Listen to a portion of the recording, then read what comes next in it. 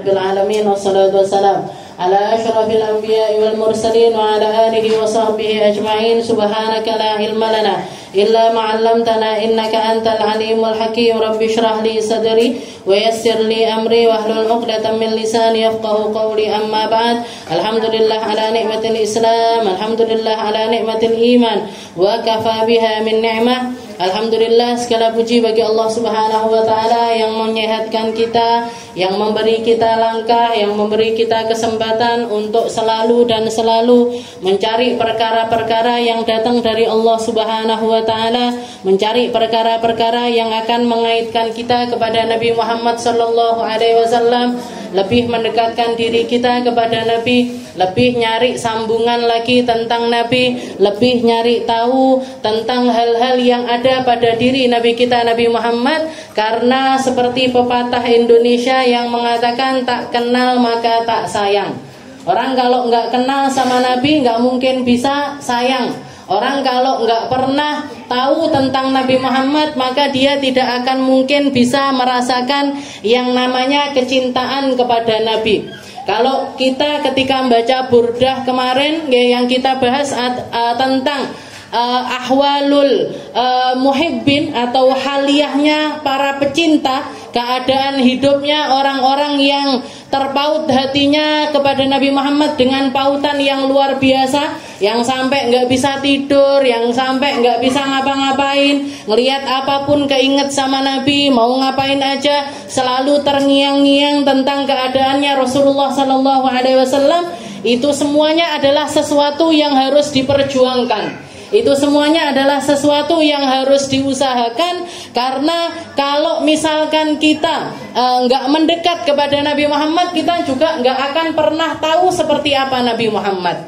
Makanya salah satu wasilahnya adalah kita tambahi dengan pembacaan kitab Wasailul Wusul ila Syamailir Rasul, ta'lifu Syekh Al-Alim Al-Allamah Al-Muhaddits Yusuf bin Ismail An-Nabhani rahimahullahu ta'ala. Kita mengkaji tentang syama'ilnya Nabi, tentang keseluruhan yang ada pada diri Rasulullah untuk mendekatkan akal kita, mendekatkan telinga kita, mendekatkan mata kita, mendekatkan hati kita untuk semakin tahu tentang Rasulullah Sallallahu Alaihi Wasallam. Kalau di minggu-minggu lalu kita bahas tentang nasabuhu syarif, tentang nasabnya Nabi yang mulia, dan para ulama bahkan semua manusia dan ini istilahnya di-stempel oleh Rasulullah sallallahu alaihi wasallam anna hadzal nasab a'dhamun nasabi 'alal itlaq. Jadi nasabnya Nabi Muhammad sampai kepada Sayyidina Adam itu adalah nasab termulia yang paling dijaga oleh Allah Subhanahu wa taala. Enggak ada yang mengalahkan nasabnya Nabi. Enggak ada yang lebih bersih rentetan nenek moyangnya sebersih Rasulullah Sallallahu Alaihi Wasallam. Bagaimana beliau punya ayah yang luar biasa. Kalau saya dulu membaca di dalam kitab Sirah Nurul Yakin, kalau di anak-anak pondok itu ngaji sirah itu paling kecilnya biasanya Nurul Yakin. Di situ diceritakan bahwasanya Sayyidah Aminah itu meninggal sekitar usia 16 tahun atau 17 tahun. Ayahnya pun Sayyid Abdullah pun juga meninggal di usia 17-18 tahun. Itu usia yang sangat muda sekali.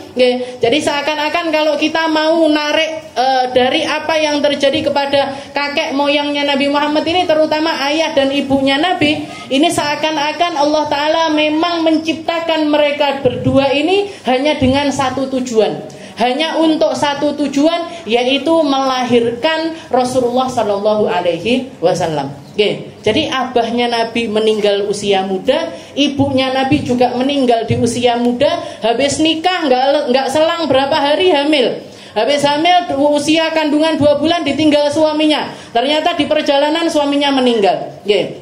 Setelah Nabi Muhammad lahir, setelah itu Rasulullah bayi kan dititipkan kepada Sayyidah Halimatus Sa'diyah sampai usia sekitar 4 tahun, 2 tahun lebih sedikit dikembalikan, habis itu diambil lagi, gak lama setelah itu dikembalikan lagi kepada Sayyidah Aminah. Jadi hampir gak pernah tinggal bersama dengan Sayyidah Aminah.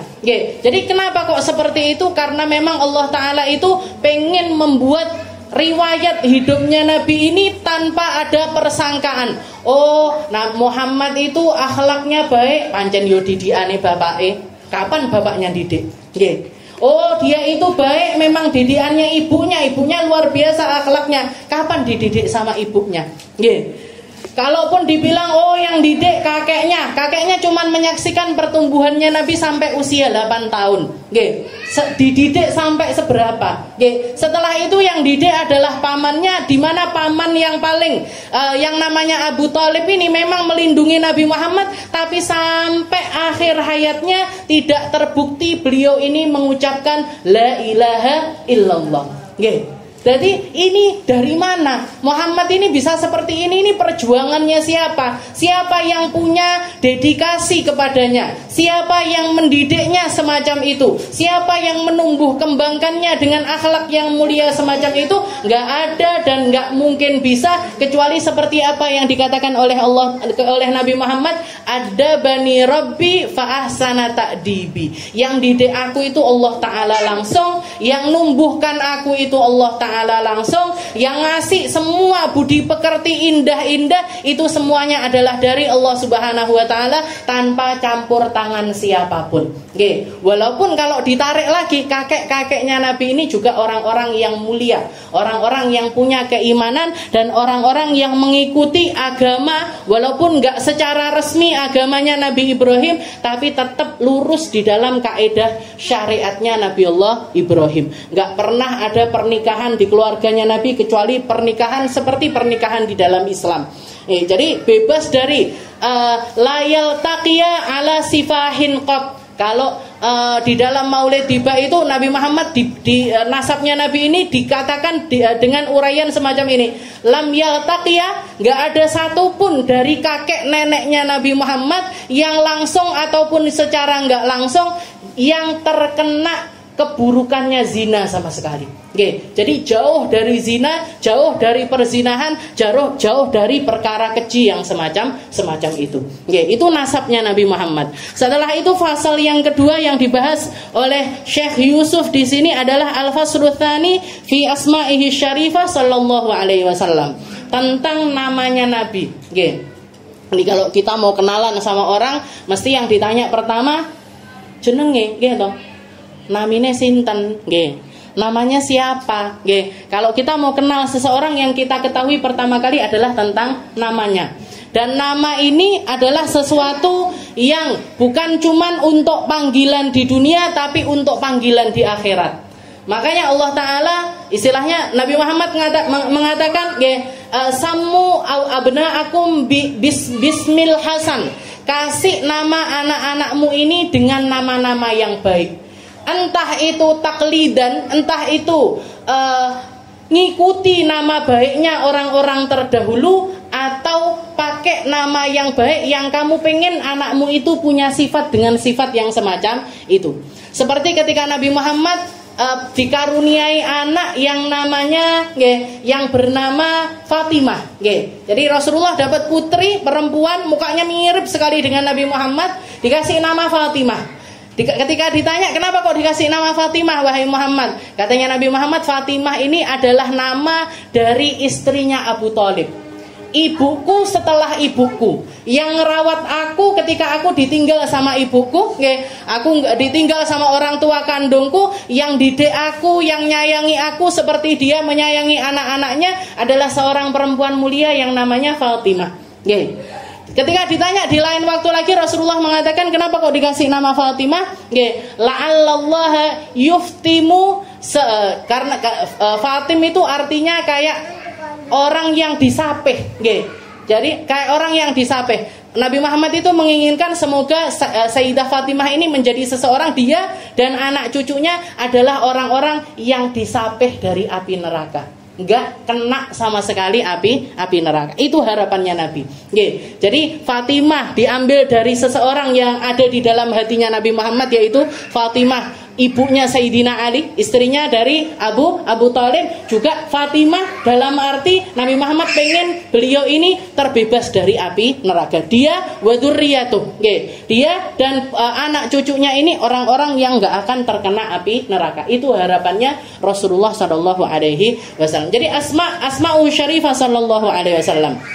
Nah, di hadis yang lain Nabi Muhammad juga mengatakan tasammu bi asma'il anbiya. Kalau mau ngasih nama anak, kasih nama kayak nama-namanya para nabi. Nggih. Kasih nama-nama para nabi, mulai dari Nabi Adam sampai Nabi Muhammad ini enggak kurang-kurang, gitu. Jangan lek punya anak laki-laki wis enggak usah golek jeneng sing aneh-aneh, sing barat-barat, timur-timur, nopo Eropa, nggih, sampai antara anaknya sama namanya rodok piye ngono nggih. Stephen datang.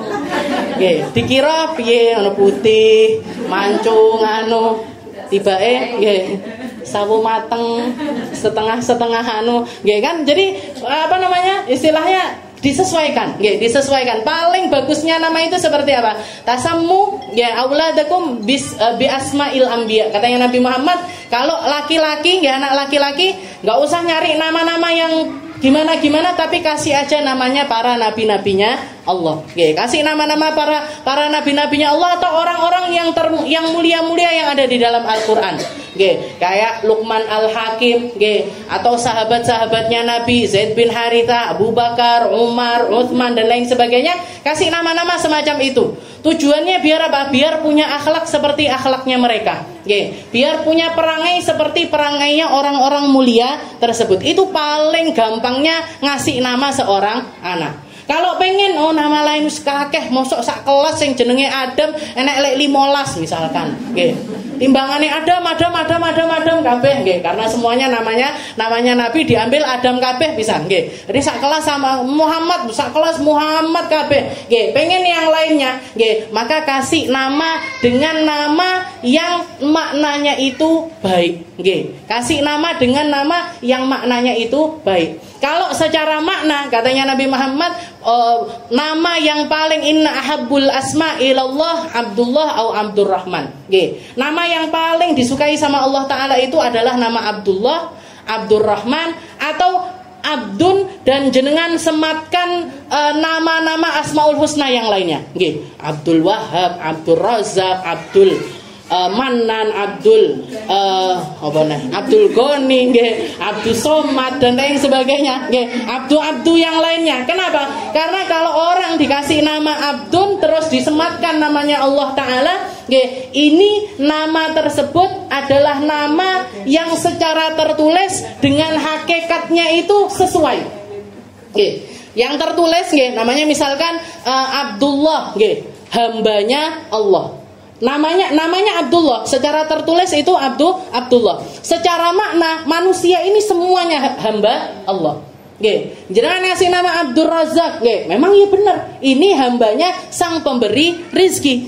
Jenengan ngasih nama Abdul Wahab, oh ini memang benar. Ini adalah anaknya, ini adalah hamba dari zat yang maha memberi. Dan lain sebagainya. Nggih, ini nama yang paling disukai sama Allah Ta'ala. Selain nama-nama para nabi, nggih, setelah itu adalah nama-nama yang semacam ini. Atau kalaupun tidak, nggih, enggak pakai abdun yang lainnya, nggih, suwakeh yo anu sadah, pengen yang lainnya ya sudah, silahkan, nggih. Yang penting maknanya itu baik.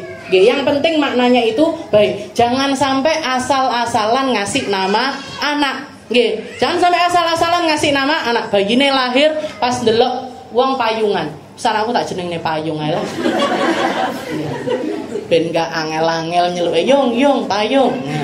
Misalkan nggih. Jadi enggak ribet juga di mulut. Nah, enggak, istilah jangan seperti itu. Nggih. Anak itu anugerah dan salah satu haknya seorang anak adalah dikasih nama dengan nama yang baik. Nggih, dikasih nama dengan nama yang baik. Sayyidah Hannah, nggih, Sayyidah Hannah ketika melahirkan putrinya yang namanya Maryam, diabadikan sama Allah Ta'ala sampai di dalam Al-Quran. Wa inni samaituha Maryam, nggih, wa inni samaituha Maryam wa inni u'iduha bika wa dzurriyyataha minasyaitonir rajim. Nggih, selain dikasih nama dengan nama yang baik sama Sayyidah Hannah ini juga, ya Allah, saya titipkan anak ini kepadamu, jaga, rawat dengan penjagaanmu yang paling maksimal. Wa inni u'iduha bika wa dzurriyyataha minasyaitonir rajim. Makanya bayi ketika lahir itu kenapa kok diadzani? Nggih, kenapa kok dibacakan surat Al-Kautsar? Kenapa kok dibacakan surat Al-Qadar?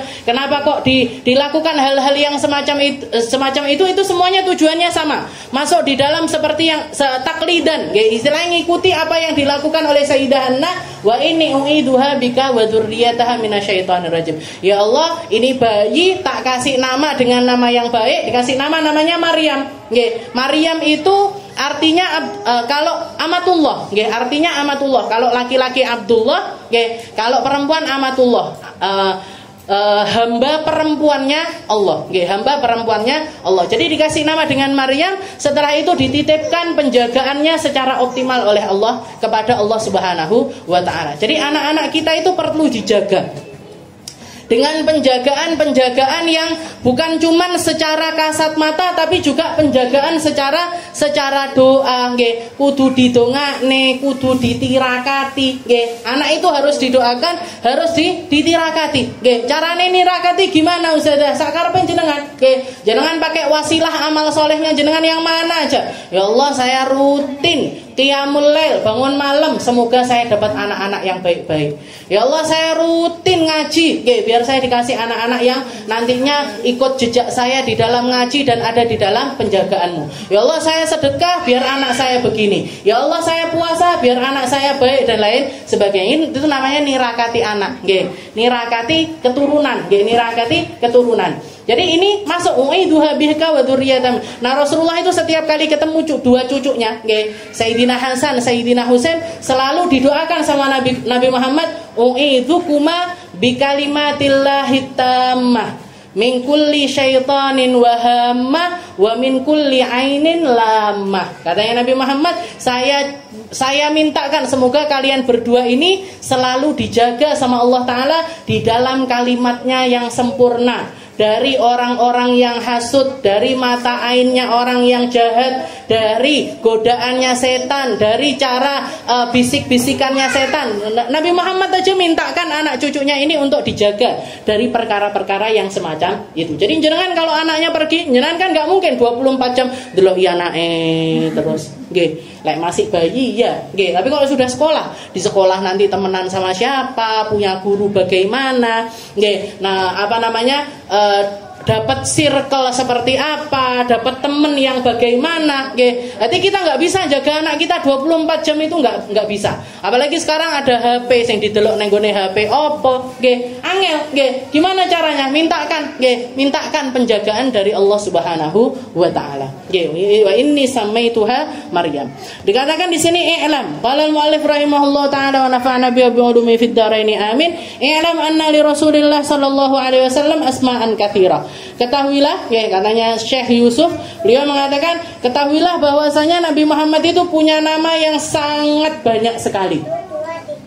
Jadi julukannya Nabi Muhammad itu banyak. Bahkan ada satu ulama yang ngarang satu kitab tentang syarah dari namanya Nabi Muhammad, itu ditulis di situ ada 500 namanya Nabi. Oke. Jadi jenenge Nabi Muhammad itu ada 500.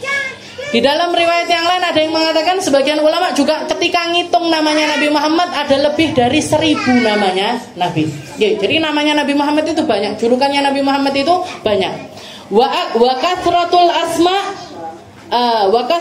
asma yadullu ala syarafil musamma. Katanya para ulama, banyaknya nama seseorang, banyaknya julukan seseorang itu menunjukkan tentang kemuliaan orang tersebut. Karena orang kalau banyak julukan, orang itu kan gitu. Ada orang karena banyak sedekahnya sampai masyhur di antara manusia, oh itu orang yang dermawan. Oh Pak Kaji sing loman itu toh, orang yang dermawan itu berarti tersemat padanya satu nama lain selain namanya dia dari lahir. dapat dari sifat yang ada pada diri orang tersebut. Nabi Muhammad itu seperti itu. Namanya beliau yang banyak ini julukannya orang-orang, juga nama yang disematkan oleh Allah Subhanahu wa taala yang nempel pada diri Nabi Muhammad sallallahu alaihi wasallam, dan namanya Nabi dengan apa yang ada pada diri Nabi itu selalu sesuai. Kayak kalau yang paling terkenal namanya Nabi Muhammad, yang kita kenal ini kan Muhammad. Nabi Muhammad itu kan kita kenalnya namanya adalah Muhammad. Muhammad ini artinya apa? Manusia yang paling banyak, manusia yang paling banyak memuji kepada Allah Subhanahu wa taala. Muhammad, manusia yang terpuji, manusia yang terpuji. Semua hal yang ada pada dirinya Nabi membuat kita mampu untuk memuji Nabi. Yang lihat Nabi dari depan, muji Nabi tentang wajahnya. Yang lihat Nabi dari belakang, muji punggungnya. Yang lihat Nabi dari samping, muji tangannya. Yang lihat Nabi ketika berucap, memuji ucapannya Nabi. Yang lihat Nabi ketika berperang, memuji ketangkasannya Nabi di dalam perang. Ketika orang yang ketemu Nabi, jadi semua orang punya momen masing-masing dengan Rasulullah SAW, dan semua sifat, antara sifat dengan nama Nabi itu selalu beriringan, selalu sama. Kalau kita, kalau manusia yang lainnya, antara nama dengan perangai ini kan kadang-kadang beda jauh. Ini berita maling ayam, jenenge sapa? Abdus Somad misalnya. Jenenge Abdus Somad, hambanya zat yang maha bergantung. Tapi tiba-tiba gantung nih urusannya karo nyolong-nyolong barongi wong. Ini kan berarti apa? Enggak sesuai antara namanya dengan dirinya. Dan ini manusia rata-rata, kalaupun misalkan beriringan antara namanya dengan sifatnya, tapi sifat itu enggak sampai ke derajat kesempurnaan. Tapi kalau Nabi Muhammad selalu sempurna. Antara namanya dengan apa yang disifatkan kepada beliau, itu antara makna dari nama tersebut itu selalu beriringan. Dikatakan qala al-Imam an-Nawawi fi Tahdhib, qala al-Imam al-Hafidz Al-Qadhi Abu Bakar bin Ibn al-Arabi al-Maliki fi kitabih Aridatul Ahwadhi fi Syarh at-Tirmidzi, qala ba'du sufiyah lillahi azza wa jalla alfu ismun wa lin-nabi sallallahu alaihi wasallam alfu ismin. Dikatakan oleh sebagian orang-orang sufi dari kitab yang tadi saya bacakan, punyanya Qadhi Abu Bakar bin Arabi al-Maliki di dalam kitab Aridatul Ahwadhi fi Syarh at-Tirmidzi, katanya di dalam kitab tersebut ada satu kalimat yang mengatakan innalillahi azza wa jal alfu ismin. Allah Ta'ala itu punya 1000 nama. Berarti Asmaul Husna itu sebagian dari namanya Allah. Iya. Jadi kalau kita mau jelentreh nih sifat-sifat Allah Ta'ala, menjabarkan tentang sifat-sifatnya Allah Ta'ala, ini Allah Ta'ala bisa tersemat pada zatnya ini dengan 1000 nama. Walin Nabi sallallahu alaihi wasallam alfu ismin. Dan untuk Nabi Muhammad juga ada 1000 nama. Kita ambil contoh yang dari Asmaul Husna yang masyhur, misalkan Ar-Rahman, Ar-Rahim. Ini semuanya namanya Allah. Ar-Rahman, Ar-Rahim, Al-Malik, Al-Quddus dan lain sebagainya. Itu karena namanya Allah Ta'ala ada 1000, otomatis hambanya yang termulia, yang paling patut untuk tersematkan pada dirinya itu Abdur Rahman, Abdur Rahim, Abdul Malik, Abdul Quddus dan lain sebagainya. Itu juga Rasulullah Shallallahu Alaihi Wasallam. Makanya ketika Allah Ta'ala punya 1000 nama, berarti Nabi Muhammad juga punya 1000 nama, dengan nambahi abdun-abdun di depannya. Dengan menambahkan abdun-abdun di depannya. Wa an Jubair bin Mut'im bin Adi radhiyallahu taala anhu qala Rasulullah sallallahu alaihi wasallam inna li asma'an wa ana Muhammad wa ana Ahmad wa anna al-mahi alladhi yamhu Allahu biyal kufr wa ana al-hashiru alladhi yuhsharu an-nas ala qadamai wa ana al-aqibu alladhi laisa ba'dahu nabi. Nah, kalau ini diambil dari hadisnya Nabi, katanya Nabi Muhammad, innali asma', aku itu punya berbagai macam nama. Aku itu punya banyak julukan. Aku itu punya banyak julukan. Ana Muhammad, namaku yang termasyhur untuk orang-orang setelah datangnya Al-Quran adalah namanya Nabi Muhammad, yaitu Muhammad, yang tersemat di dalam Al-Quran. Bahkan ada surat namanya surat Muhammad. Ada surat namanya surat Muhammad. Muhammad siapa ini yang dimaksud? Muhammad Rasulullah Sallallahu Alaihi Wasallam. Jadi katanya Nabi, ana Muhammad, saya namaku Muhammad. Wa ana Ahmad, tapi di kitab-kitab sebelum Al-Qur'an nama yang terkenal bagi Nabi Muhammad adalah Ahmad.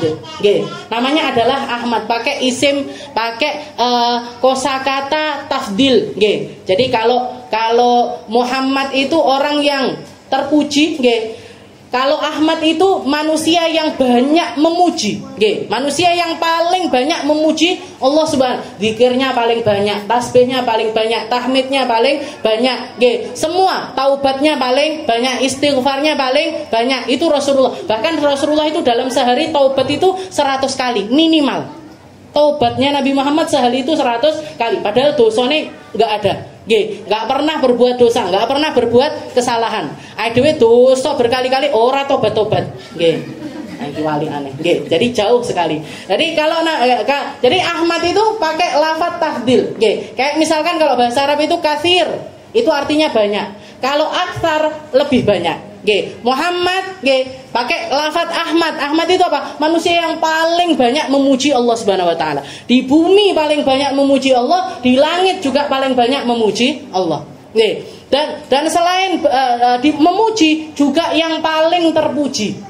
Yang paling terpuji di sisi Allah, yang paling terpuji di antara makhluk, yang paling terpuji di antara malaikat, yang paling terpuji di antara makhluk semuanya adalah Rasulullah sallallahu alaihi wasallam. Nama ini juga yang disematkan di dalam Injil. Ketika Nabi Allah Isa mengatakan wa mubasyiran bi rasulin ya'ti mim ba'di ismuhu Ahmad. Aku ini punya tugas untuk ngasih kabar gembira juga kepada umatku, anna min ba'di wa mubasyiran bi rasulin. Aku ngasih kabar gembira bahwasanya setelah aku itu ada seorang rasul lagi, ada seorang utusan lagi, ismuhu Ahmad, namanya adalah Ahmad. Jadi di dalam Injil namanya Nabi Muhammad itu Ahmad. Kalau di dalam Al-Qur'an namanya Nabi adalah Muhammad. Wa ana Ahmad. Jadi namanya Nabi Muhammad, namanya Nabi Ahmad. Wa anal mahi. Namaku juga adalah sang penghapus. Alladzi yamhullahu biyal kufur. Di mana Allah taala menghapuskan kekufuran begitu aku datang. Setelah aku datang, setelah aku terutuskan, setelah aku menerima wahyu, Allah taala menghapuskan yang namanya kekufuran. Orang Mekah atau orang Arab, manusia yang hidup di daerah di Jazirah Arab yang dulunya hampir semuanya menyembah berhala, ketika wafatnya Rasulullah Shallallahu Alaihi Wasallam seakan-akan mereka ini manusia-manusia yang nggak pernah nyembah berhala. Karena 100%, jadi mindset nyembah patung itu sudah terhapus. Mindset nyembah sesuatu yang dibikin sendiri sama manusia itu 100% sudah terhapuskan di Jazirah Arab. Jadi kalau ada orang nyembah berhala, itu kayak iki wong kayak aku mbiyen. Istilahnya bodoh. Istilahnya enggak istilahnya gimana kamu nyembah sesuatu yang kamu sendiri yang bikin. Kayak Sayyidina Umar, saya sering nyeritakan Sayyidina Umar yang nangis setelah itu tertawa. Nangis karena pernah bunuh lebih dari 9 putrinya, dibunuh begitu lahir, istrinya melahirkan dibunuh, istrinya melahirkan dibunuh, dipendem hidup-hidup. Dipendem hidup-hidup. Tapi setelah itu beliau bikin beliau nangis setelah masa keislaman. Setelah itu beliau ketawa. Ditanya sama Rasulullah, "Kenapa kok kamu habis nangis ketawa?" Katanya Sayyidina Umar, saya pernah ya Rasul dulu ketika saya mau bepergian, lupa nggak bawa Tuhan, jadi Tuhannya carry, berhalanya ketinggalan di rumah, berhalanya ketinggalan di rumah, akhirnya nyampe tengah jalan, waktunya doa ini, waktunya doa minta sehat, minta rezeki, minta bingung, nggak ada Tuhannya, adanya makanan, makanan itu ditoto, didadekne Tuhan. Perlu disembah-sembah, nyuwun iki, nyuwun panjang umur, nyuwun ini. Habis itu tengah-tengah doa lapar, Tuhannya dimaem.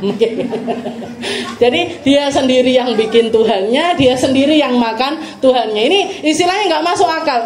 Masa Tuhan di kita yang bikin. Oke. Terus Tuhan bisa ketinggalan. Tuhan nggak bisa jaga dirinya sendiri. Mau diinjek, mau dilempar, mau dibuang, mau diapain aja terserah kepada makhluknya. Maka nggak mungkin. Oke. Jadi mindset nyembah berhala itu benar 100% terhapuskan dengan bibi'tsatin Nabi, dengan datangnya Rasulullah sallallahu alaihi wasallam. Maka salah satu namanya Nabi, wa anal mahil ladzi yamhullahu biyal kufur. Aku adalah sang penghapus yang dengan kedatanganku terhapuslah penyembahan kepada berhala.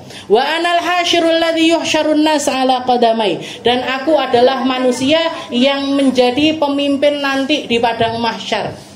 Yang menjadi pemimpin nanti di padang mahsyar, manusia paling repot di hari kiamat.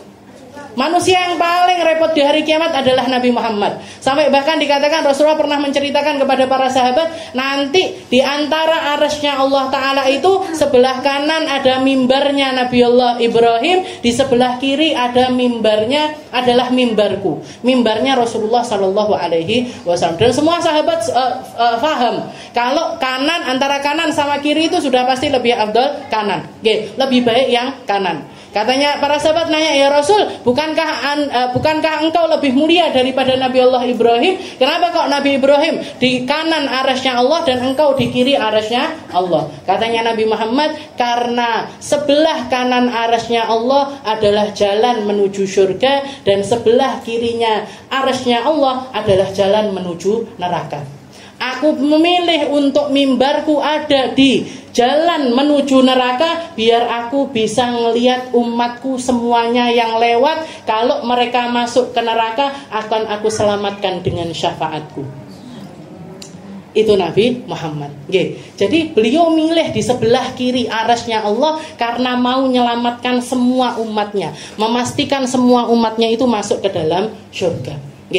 Jadi wa anal hasyirul ladzi yuhsyarun nas ala qadamai. Semua nabi tunduk di bawahku. Semua bendera ada di belakangku. Semua kebaikan ada di bawah kendali kebaikan-kebaikannya Rasulullah sallallahu alaihi wasallam. Wa anal aqibul ladzi laisa ba'dahu nabi. Dan aku adalah yang terakhir, sang penutup, sang penutup yang setelah aku ditutuplah pintu kenabian, ditutuplah pintu kerasulan, gak ada nabi, gak ada rasul lagi setelah Rasulullah sallallahu alaihi wasallam. Wa anal aqibul ladzi laisa ba'dahu nabi. Wa an Hudzaifah radhiyallahu taala anhu qala. Begitu juga yang diriwayatkan. Kalau tadi hadis riwayat dari Jubair bin Mut'im bin Adi, kalau ini riwayat dari Hudzaifah radhiyallahu taala anhu qala, laqitun Nabi sallallahu alaihi wasallam. Saya pernah ketemu sama Nabi Muhammad fi ba'di turuqil Madinah. Ketika Nabi Muhammad lagi jalan di jalan-jalannya Madinah, Rasulullah mengatakan, "Ana Muhammad wa ana Ahmad wa ana Nabiyur Rahmah wa ana Nabiyut Taubah wa ana al-Muqaffi wa ana al-Hasyir wa ana Nabiyul Malahim." Katanya Nabi, beliau nyebutkan beberapa namanya beliau. Aku namaku Muhammad, namaku juga Ahmad. Aku adalah nabi pembawa rahmat. Aku adalah nabi pemimpinnya orang-orang yang bertaubat. Wa anal muqaffi, wa anal muqaffi itu aku adalah seseorang yang ngikuti. Muqaffi itu artinya muttabi', ngikuti jejaknya para nabi. Bukan menurunkan derajatnya para nabi, tapi naikkan derajatnya para nabi. Mengenalkan manusia kepada nabi-nabi sebelum aku. Ana Nabiyul Muqaffi. Saya adalah nabi yang juga mengikuti ajarannya Nabi Isa. Aku nabi yang sejalan dengan Nabi Musa. Aku nabi yang sejalan dengan Nabi Ibrahim. Aku nabi yang sejalan dengan Nabi Nuh. Aku nabi yang sejalan kepada Nabi Allah Adam. Jadi semua nabi, Rasulullah SAW bukan orang yang nyalahi aturan mereka, tapi mengikuti aturan para rasul-rasul tersebut. Wa anal muqaffi wa anal hasyir. Aku adalah orang yang paling penting di hari mahsyar nanti. Wa ana nabiyul malahim. Setelah itu ditutup sama Nabi dengan perkataannya, aku adalah nabi yang datang bersama aku itu berbagai macam peperangan. Maksudnya Nabi, dikatakan Nabi Muhammad itu di sini kan, fa fi tasmiyati sallallahu alaihi wasallam nabiyul malahim isyaratun ila ma bu'itsa bi minal qital bisayf. Katanya para ulama, al-malahim itu artinya huruf, perang, peperangan, banyaknya peperangan. Dan tidak ada satu nabi pun kecuali berperang. Nggih, enggak ada satu nabi pun kecuali ngangkat pedangnya untuk melakukan peperangan. Kecuali nabi-nabi di awal kayak Nabi Adam mau perang sama siapa? Semua manusianya mek anak-anak dhewe, gitu. Enggak mungkin ada peperangan. Tapi setelah itu semua nabi itu melakukan peperangan. Nabi Isa berperang, Nabi Musa berperang. Nggih. Jadi Nabi Muhammad juga termasuk nabi yang ngangkat pedangnya untuk melakukan perang. Fafi tasmiyati sallallahu alaihi wasallam Nabiul Malahim, dikatakan dan dari namanya nabi yang bernama Nabiul Malahim isyaratun ila ma bu'itsa bihi minal qital bisayf. Bahwasanya Nabi Muhammad ini juga sama kayak nabi-nabi terdahulu diperintahkan untuk memerangi mereka-mereka yang enggak percaya sama Allah Subhanahu wa taala. Mereka-mereka yang kafir setelah optimal, maksudnya dakwahnya secara dengan hal-hal yang lain ini dioptimalkan dulu, oke. Jadi 10 tahun, 13 tahunnya Nabi di Mekah nggak ada peperangan sama sekali, nggak ada peperangan. Semuanya pakai kata-kata, semuanya pakai isyarat, semuanya pakai akhlak. Baru setelah beliau menghimpun kekuatan, punya pasukan dan lain sebagainya, baru beliau melakukan yang namanya peperangan. Walam yujahid nabiyyun wa ummatahu qad ma jahada sallallahu alaihi wasallam wa ummatuh. Dan dikatakan nabi yang perangnya paling banyak itu juga Nabi Muhammad sallallahu alaihi wasallam. Kalau dibanding nabi-nabi terdahulu, Nabi Muhammad itu paling banyak perangnya. Kalau di total dikatakan perang yang pernah dihadiri sama Nabi Muhammad itu ada sekitar 27 qital. 27 peperangan. Tapi sebagian besar Nabi Muhammad sudah bawa pasukan untuk berperang, musuhnya Melayu, musuhnya itu kabur duluan. Makanya yang perang yang terkenal itu paling kita kenalnya Badar, Uhud, Badar, Uhud, Khandaq, terus Tabuk, Hunain, perang-perang itu yang terkenal karena memang hanya nggak sampai 10 perang yang sampai benar-benar terjadi istilahnya antara pasukannya Nabi dengan pasukan musuh ini benar-benar adu tanding secara nyata itu nggak sampai 10 peperangan. Yang lainnya rata-rata termasuk, karena ini juga termasuk janjinya Allah Ta'ala untuk Nabi Muhammad. Ini lawannya Nabi ini min masafah mi'ah mil, dari perjalanan 100 mil itu wes dikasih sama Allah Ta'ala di dalam hatinya itu rasa takut. Jadi milih kabur ketimbang ngadepi pasukannya Rasulullah Shallallahu Alaihi Wasallam. Jadi Nabi Muhammad itu perang ada sekitar 27 peperangan. Syariahnya Nabi atau perang yang Rasulullah ngutus utusan ke sini, pasukan ke sini itu ada sekitar 40 lebih. Dan itu hanya di kurun waktu 10 tahunnya Nabi di Madinah. Jangan bayangkan, dalam kurun waktu 10 tahun itu ada lebih dari 40 tambah 20 niku berarti kan hampir 70 perang. Ada 70 perang yang entah Rasulullah sendiri yang hadir atau Rasulullah yang nyuruh pasukannya untuk berangkat. Jadi kalau ada orang mengatakan enak ya Rasulullah duwe bojo akeh, punya istri banyak, bisa seneng-seneng sama istrinya. Kapan, Bu? Perangnya Nabi ini setahun itu bisa 3 kali. Saya setelah ada Junda Fatimah, setelah bikin tim dari semua grup-grup ketua-ketua majelis ini saya kumpulkan untuk kalau kita mau bikin event-event besar. Niku setahun bikin acara 3 kali aja legrek kabeh bisa. Sampai kok istilahnya repot sekali kehidupan ini. Jangan bayangkan kalau yang dilakukan Nabi setahun itu Rasulullah sampai bisa perang 3 kali 4 kali itu sempet nyapo istilahnya. Hidup seneng-seneng itu jalannya dari mana? Mungkin untuk ngerehatkan punggungnya aja nggak sempet. Semua kehidupannya dipakai untuk mendakwahkan agamanya Allah Subhanahu wa taala. Jadi termasuk namanya Nabi wa ana nabiyul malahim. Saya adalah nabi yang ngangkat pedang untuk menyatakan peperangan kepada siapapun yang enggak beriman kepada Rasulullah sallallahu alaihi wasallam. Walam yujahid nabi wa ummatu qad ma jahada sallallahu alaihi wasallam. Enggak ada satu nabi pun yang perangnya lebih banyak daripada perangnya Rasulullah. Wal malahimul ladzi waqad wa taqaw baina ummati wa bainal kufar. Tapi tetap aja perangnya nabi itu selalu melawan orang-orang kafir. Rasulullah nggak pernah perang kecuali melawan orang kafir, dan orang kafirnya ini sudah ready untuk berperang. Jadi nggak pernah Rasulullah itu nyerang sembunyi-sembunyi. Ayo kita kepung negaranya, nggih. Ketika mereka tertidur lelap, mereka lagi goyah, lagi lalai, nggak pernah. Nggih. Disurati dhisik rajane, nggih. Assalamu ala manittaba'al huda, aslim taslam, selalu seperti itu. Disurati dulu rajanya, disurati dulu pemimpin negara tersebut, salam hanya untuk mereka-mereka yang mengikuti petunjuknya Allah. Masuk Islamlah kamu akan selamat. Masuk Islamlah kamu akan dapat pahala 2 kali lipat dari Allah Ta'ala.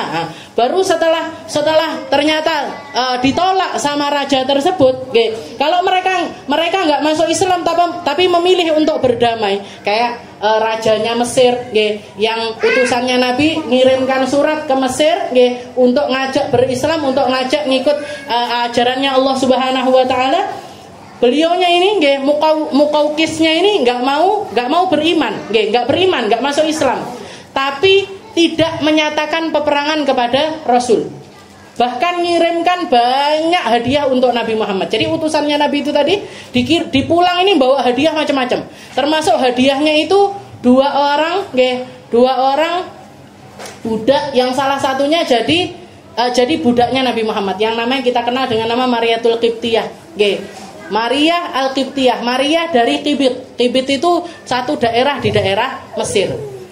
Sama saudaranya namanya Shirin, Jadi Shirin sama Maria ini, adalah hadiahnya Raja Mesir untuk Rasulullah Shallallahu Alaihi Wasallam. Di tengah jalan dia dikirim sebagai budak, jadi hadiah, Di tengah jalan sama pemimpin yang mimpin pasukan ini tadi, ditawarkan tentang keislaman, akhirnya masuk Islam.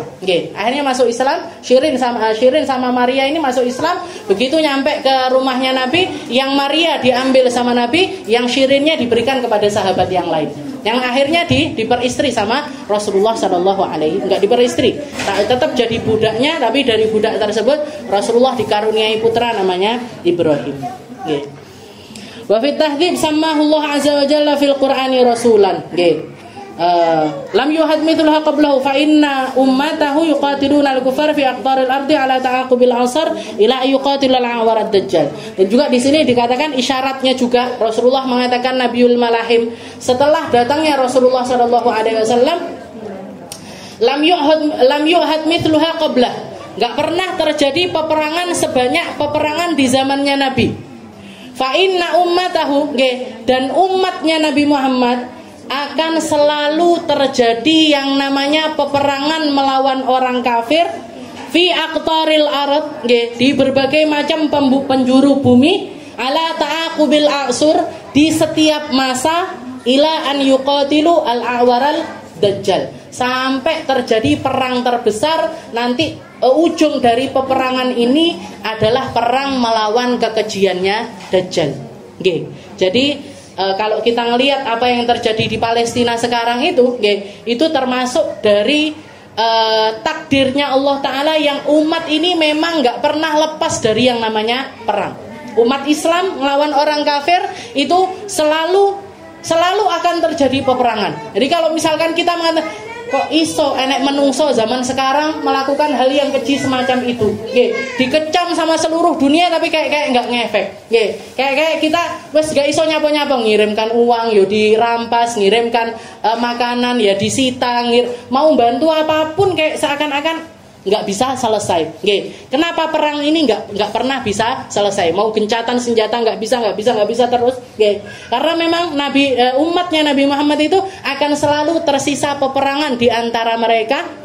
Sampai kapan? Sampai akhir zaman nanti, ketika keluarnya Dajjal, umat Islam fokus di dalam memerangi Dajjal.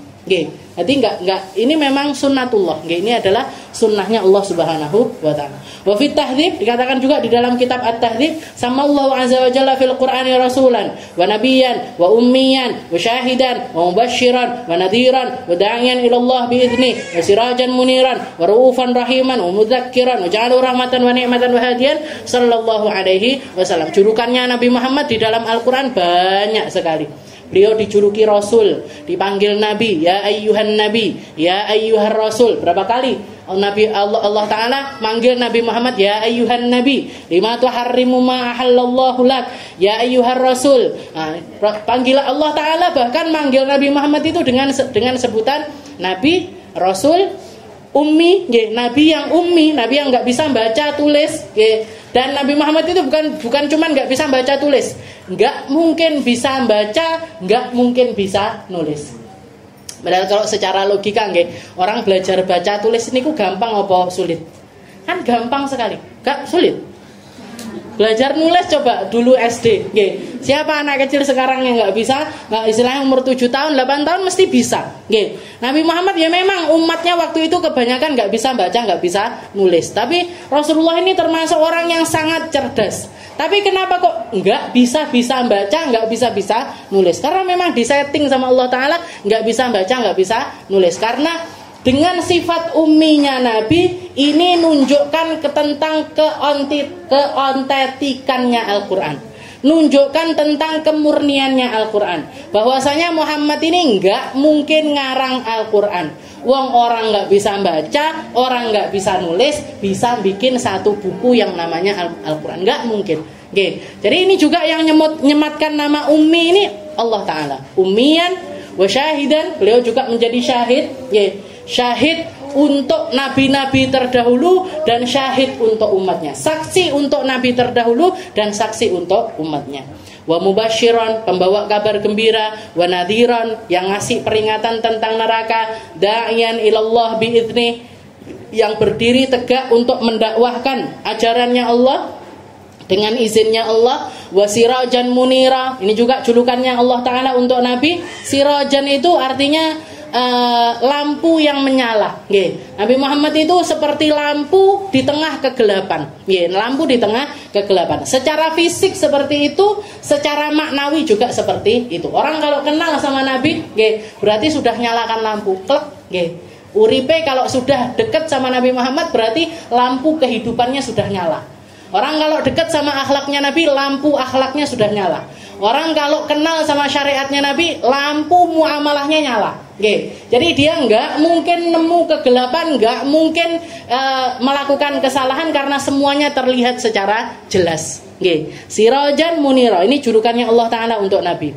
Wa raufan rahima, beliau manusia yang penuh dengan kebaikan, penuh dengan rasa rahmat. Wa mudzakiran, yang mengingatkan manusia. Wa ja'alahu rahmatan wa ni'matan, Nabi Muhammad itu memang dijadikan rahmat, dijadikan nikmat, dijadikan penunjuk oleh Allah Subhanahu wa Ta'ala. Qala an Ibnu Abbas radhiyallahu ta'ala anhuma, wallahu a'lam bishawab. Insyaallah kita lanjutkan di pertemuan kita yang selanjutnya.